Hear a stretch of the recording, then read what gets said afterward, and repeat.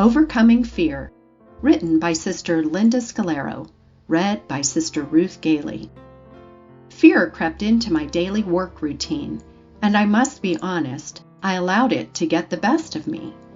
To be brief, I am a reading specialist at a K-8 school, and there was a written threat to our safety at the school.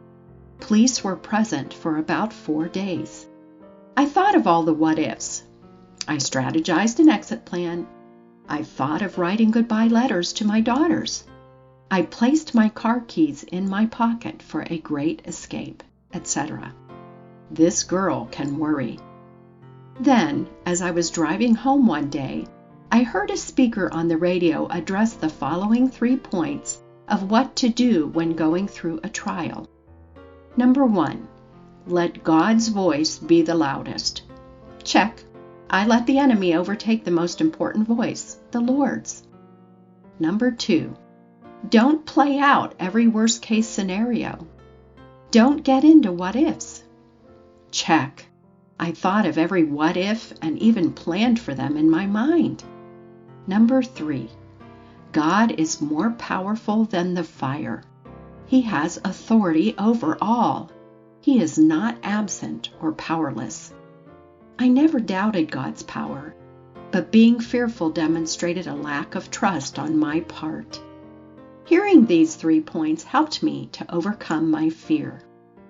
These points aren't anything new, but I needed to remind myself that God's voice should be the loudest, and He has more power than this fire. As much as I tried to not let fear overtake me, it did. Once I heard the speaker outline it in this way, I had a new sense of peace about the situation. Also, one of my students said something very wise. He reiterated the threat and even said he didn't want to go to school the day the threat was projected to manifest. However, he told me he prays and that God loves him. Out of the mouth of babes, which also put me in check.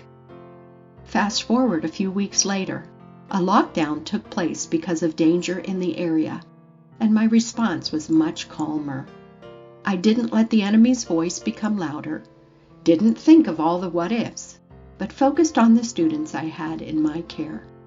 This time, it wasn't that difficult to surrender to the Lord, who is the most powerful protector of all, and speaks the loudest in my mind, creating a sense of peace that overpowers the what-ifs.